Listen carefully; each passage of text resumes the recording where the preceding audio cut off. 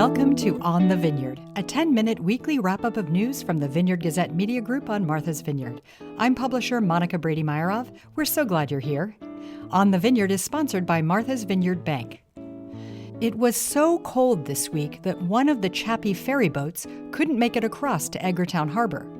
The Gazette's Chappy town columnist, Peter Wells, who owns and runs the Chappy ferry, wrote that ice floes from the outer harbor got packed in tightly, and the On-Time 2 got stuck on a trip from Chappy to town. The pilot turned back to Chappy, but with the ice and strong current, which is caused by the breach, it was impossible to fully dock the boat. The passengers got off, but 2 trucks were stranded there until the current changed directions. Edgartown Fire and EMT rescue boats were standing by for emergencies.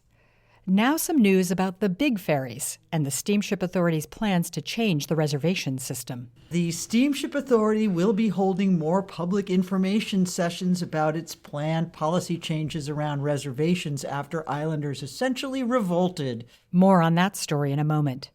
When I'm off island, a lot of people ask me, what do you do during the winter on the Vineyard? It's probably the most common question I get. And I say, there's a lot going on during the winter.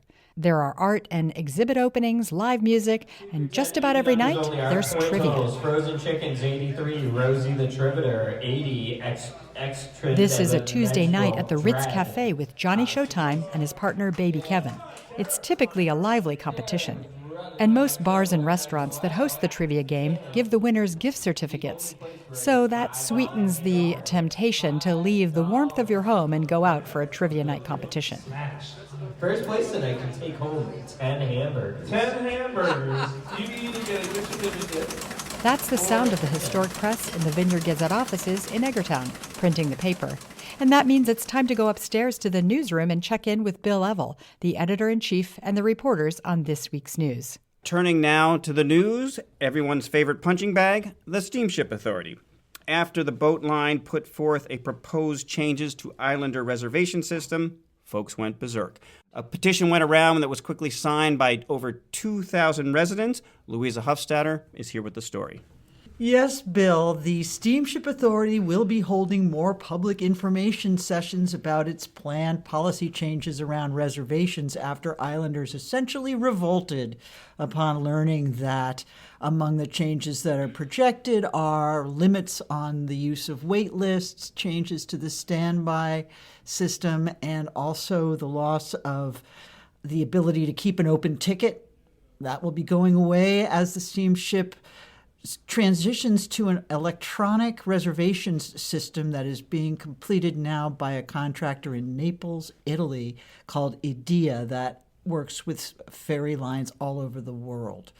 Some things they were hoping not to have to ask IDEA to do, but they think they will be asking them to do it now based on the islanders' feedback. But to explain what changes they've made so far since the recent petition, the steamship is going to be holding 2 online information sessions next week on Wednesday and Thursday from 5:30 to 7:30 p.m. They'll be identical sessions, basically explaining what they've done so far and also giving people a chance to ask questions. And I urge everyone to go to these sessions because we received lots of emails with a lot of confusion. People thought they were taking away the wait list completely, among other things. So it's really important to check out these sessions so you know what you're rebelling against, correct?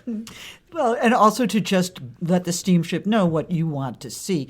They've also created a dedicated webpage, which is steamshipauthority.com/True North, which is the kind of project name for this reservation system transition. Yeah, and looks like a good sign of the new leadership, getting a lot of back and forth with the riders.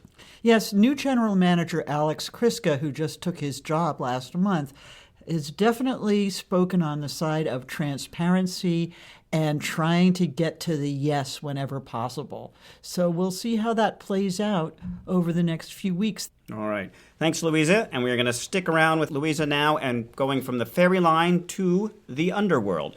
Louisa was at the high school this week, checking in with the students and the theater department because their production of Hadestown starts on Thursday. That's right. Hadestown, which is still playing on Broadway, is coming to the Performing Arts Center. And for those who don't know, this follows the myth of Orpheus, right? It is a retelling of the myth of Orpheus. that was created just about a decade ago, actually, by a New England artist named Anais Mitchell, who initially put out a concept album and then developed the stage show, which in 2019 won 8 Tonys and a whole ton of Drama's Desk and Critics Circle awards, and then went on the following year to win the Grammy for its musical theater cast album. Lots of people know this show, and rightfully so. It's going to be a student production with so much talent that they actually have different casts playing on the different nights for the main roles. They've done that for a few years now, right? When they have this level of talent. One of the neat things I got to do while reporting on this story was attend a music rehearsal when all of the double roles sang together. Oh, wow. Because they were working on the music cues. So they just did, and it was a fantastic experience that you just don't get normally. But also, they're wonderful young voices. And the music they're going to be backed up by a live band on stage, which might not have happened if the music teacher Stephanie Arenz hadn't been able to find a really good trombonist teaching in Mashpee, actually, and he's completely on board with coming over. Heard him in the rehearsal, and she said without the trombone, they probably would have had to use recorded tracks for the performance. But with the trombone, she was able to put together a group that includes one of the high school musicians, Caitlin Tankersley, who's also plays in competition, and then also familiar local musicians, including Brian Weiland, music teachers Rebecca Laird, Violet Southwick is coming back to play cello, and it's a very musical show. They don't just play behind the singers, they also play along with the action, so it's like a soundtrack as well. Some people have called this show a folk opera. I just think it's terrific. Oh, thanks, Louisa. And I love when you do these stories with the theater show, you always sort of lift up, yes, the kids are shining and they're on the stage, but so many people from the community are part of the production, from the musicians to the choreographers. It's really amazing. So I will see you there on February 12th. Everybody, come out to the show. You can read more on these stories and all the news for free at vineyardgazette.com. This Tuesday, join us at the Gazette for a discussion with local artists about how winter inspires them. It's part of our ongoing series, Tuesdays in the Newsroom, and all are welcome. There is a comedy improv night at the Barn Bowl and Bistro this week. The performers, called TBD Improv, promise racy and raunchy laughs, so leave the kids at home. It's Black History Month, so for our archival clip, we hear from Charles Vanderhoop, talking in 2002 about how his great-grandmother, Beulah Vanderhoop, helped free slaves on Martha's Vineyard. My great-grandmother, Beulah Vanderhoop. She ran the Underground Railroad up here. The Vineyard Gazette wrote her up as freeing one. She actually freed 8 people, my grandmother told me.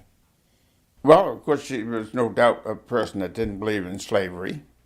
And, of course, she couldn't have done all this alone. She had to have a lot of help on the island. My grandmother used to tell me who she worked with in Vineyard Haven. Of course, that's where the big sailing ships come in. She would get them here. She hid them in the barn because there was a false cellar underneath the barn floor. If they cut them up to here, they usually could get them out because all the boats was going back and forth to New Bedford all the time carrying fish. And she said it was 8 people that Beulah Vanderhoop got their freedom.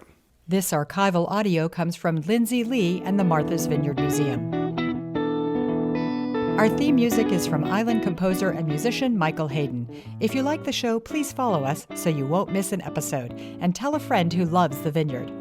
Thanks to our sponsor, Martha's Vineyard Bank, a community bank whose employees live and work locally, providing personalized guidance and committed to understanding the needs of the community. Learn more at mvbank.com. I'm Monica Brady-Meyerov. Thanks for joining us on The Vineyard. Talk to you next week.